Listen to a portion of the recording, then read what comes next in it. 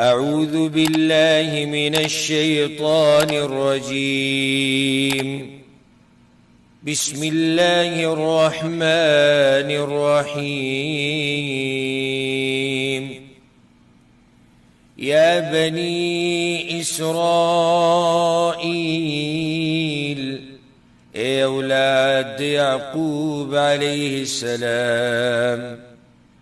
اوس دې ځنه خطاب بني اسرائیل ته دی او بني اسرائیل دا اولاد د یعقوب علیه السلام دی.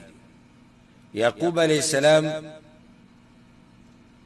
زوی د اسحاق علیه السلام چې هغه زوی د ابراهیم علیه السلام دی. د لقب مشهور په اسرائیل باندې، نو ځکه بیا د یهودو ته ویل کېږي چې اولاد د یعقوب علیه السلام بنو اسرائیل. او د نیکه ذکر یې په دې وکړو، الله ورته داسې ونه وي چې ای یهودیانو، الله ورته ای اولاد د یعقوب علیه السلام، اشاره دې ته چې ستاسو نیکه خو ډېر نیک عمله سړی و.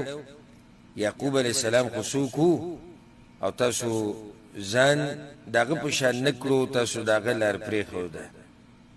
نو ځکه ورته نیکه رایاد کړو. یا بني اسرائیل، اے اولاد یعقوب علیه السلام، اذکروا نعمتی التي انعمت علیکم، رایاد کئی نعمتون زماغ چی ما احسان کڑے دے پتا سو باندی. دیر نعمتون اللہ یهود لور کڑو چې داغی تذکره به انشاءاللہ پر روانو درسونو کی راشي. وَأَوْفُوا بِعَهْدِي أُوفِ بِعَهْدِكُمْ، او پورواله وکي په لوز زما ستاسو سره، زب پوره کم لوز تاسو. الله وی تاسو هغه لوز پوره کی تا کم چې تاسو ما سره کړی دی، زب پوره کم هغه لوز کم چې ما تاسو سره کړی. مراد هغوی دا لوز کړو چې موږ به د الله حکمونه منو، موږ به د الله بندګي کوو، که بالفرض او که چېرته دوی دا لوز پوره کړو، الله وی تاسو په دې لوز قایم وئ، نو زه به خپل لوز هم پوره کړم چې زه به دله جنت در کوم، زه به ستاسو ګناهونه بخم، دنیا کې به دله ښایسته ژوند در کوم. الله وی زه به خپل لوز پوره کړم. وإیای فارهبون، او خاص زمان یریږئ. وآمنوا بما أنزلت مصدقا لما معكم، او ایمان راوړئ په کتاب چې ما نازل کړی دی، تصدیق کوونکی دی دا کتابونو چې تاسو سره دي. کتابونه چې کوم دوی سره دي، دغه کتاب تصدیق کوي کوم چې الله نازل کړی دی. مراد ته قرآن دی، یعنی قرآن تیر شوي آسماني کتابونو تصدیق کوي، تکذیب یې نه کوي. الله وی په دې کتاب ایمان راوړئ. ولا تكونوا اول كافر به، او مکیږئ اول کفر کوونکی په دې قرآن. ولا تشتروا بآیاتي ثمنا قلیلا، او ما اخلی زما پایتونو باندې لګه دنیا یا پیسې لګي. ثمنا قلیلا مطلب دا نه چې ډېرې پیسې اخله خو لږې ما اخله، دا مطلب نه دی.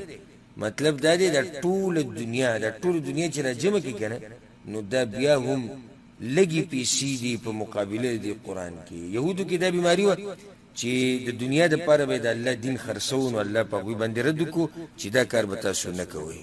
وإیای فاتقون، او خاص زمان یریږئ. ولا تلبسوا الحق بالباطل، او مګډ وډ کوي حق د باطل سره. وتكتموا الحق وانتم تعلمون، او مپټوي حق او حال د چې تاسو پوهیږئ. بله بیماری به کې دا یا به حق د باطل سره ګډ وډ کو، نو عوام به غریبانان په کشمکش کې واچول، او یا به حق بالکل پټو د سره به بیانونو. الله توی دا کار مکوئ، حال دا چې تاسو پوهیږئ، یعنی ښه علم د سره شتي چې دا کار ناروا دی. وأقیموا الصلاة وآتوا الزکاة، او پابندی د مانځه کوئ او ورکوئ زکات.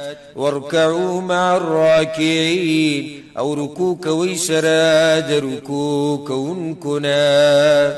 د رکوع د تذکرې په دې وکړه خاص ځکه چې هغوی کې دا کمزوري وه چې د جمع منزله به نه راتلو. نو الله ورته وایي چې مونځ خو کوئ خو د جمع سره یې کوئ. أتأمرون الناس بالبر، آیا تاسو امر کوي خلقو ته په نیکۍ باندې وتنسون انفسکم او هیروي خپل ځانونه. بل مشکل به وکړي دا چې خلکو ته به نصیحتونه کول په خپله به عمل نه کوو، ځان یې هېر کړی. الله ورته وایي چې ګوره تاسو دا کار کوئ وانتم تتلون الکتاب او حال دا چې تاسو لولئ کتاب افلا تعقلون آیا نو تاسو د عقل نه کار نه اخلئ. یعنې ښه علم د سره شتي ناول خو پکار دی چې تاسو دا علم په خپل ځان باندې لاګو کوئ بې نورو ته بیانوئ. او دلته دا فایده به ذکر کو. بعضې فایدې داسې چې د هغې بیانول لازمي هغه ده اکثر عوام دا وایي زه په خپله په یو مسله باندې عمل نه کوم نو بل ته هم نه بیانوم. لکه ته ولې چاته نه وایې چې مونځ کوه، زه په خپله مونځ نه کوم، زه په خپله وایي ګیره وړه کوم ځکه بل ته نه وایم چې ته ګیره مه وړه کوه. دا غلطه خبره ده. وجه دا ده یو سړی په خپله ګناه کوي او یو بل ته نصیحت نه کوي نو دی په دوو ګناهونو کې واقع دی. او یو سړی په خپله ګناه کوي او بل ته نصیحت کوي نو دی په یو ګناه کې واقع دی. د هغې یو نه غوره دی کوم چې په دوو ګناهونو کې واقع دی.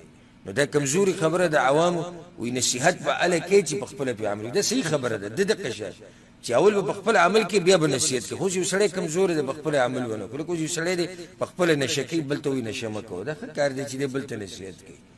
نو کم سے کم په هغه یو حکم د الله باندې خو عمل وکړو که نه بل ته خو نصیحت وکړو. واستعینوا بالصبر والصلاة او مرسته واخلئ د الله نه په صبر کولو او په مونځ کولو سره. یهود په دې ویرېدي چې دا خو الله په موږ باندې هر څه بند کړو نو دا پیسې به موږ د کوم ځای نه او دا ډوډۍ به موږ څنګه خورو، دا خېټه به څنګه ساتو، دا خو ټولې هغه حرامې لارې په الله بندې کړي که نه. نو الله ورته وایي صبر کوئ، مونځ کوئ او د الله نه مرسته غواړئ. وإنها لكبيرة إلا على الخاشعين او یقینا دا کار خامخا ډېر ګران دی مګر په عاجزۍ کوونکو نه دی ګران. الذين يظنون أنهم ملاقو ربهم دا کسان دي چې دوی یقین ساتي چې یقینا دوی ملاویدونکي دي د خپل رب سره. وأنهم إليه راجعون او یقینا دوی خامخا هغه ته ورګرځېدونکي دي. يا بني إسرائيل اي اولاد يعقوب عليه السلام اذكروا نعمتي التي انعمت عليكم رایات کئی نعمتنا زما اغا چی ما در کری دی تاسو تا. وأني فضلتكم على العالمين او یقینا ما تاسو غوره کړی په مخلوقاتو. سوال ځکه راځي چې دا امت خو د ټولو نه غوره امت دی نو څنګه الله بني اسرائیل ته وایي؟ نو جواب دا دی چې الله هغوی ته وایي چې ما تاسو دغه وخت چې کوم خلک دي په هغو مې غوره کړي. یعنې بني اسرائیل چې کوم زمانه کې وو نو د ټولو نه غوره وو. خو ټولو انسانانو کې او په ټولو امتونو کې بیا غوره زموږ امت دی. زموږ امت بیا د بني اسرائیلو نه هم غوره دی. واتقوا يوما لا تجزي نفس عن نفس شيئا او ویریږئ د هغه لویې ورځې نه چې نه به شي لرې کولی هېڅ نفس د بل نفس نه څه شی. اوس الله یره ورکوي د آخرت په باره کې. او دا خبره ساتي چې یو مجرم چې بچ کېږي نو هغه په یو څو خبرو بچ کېږي.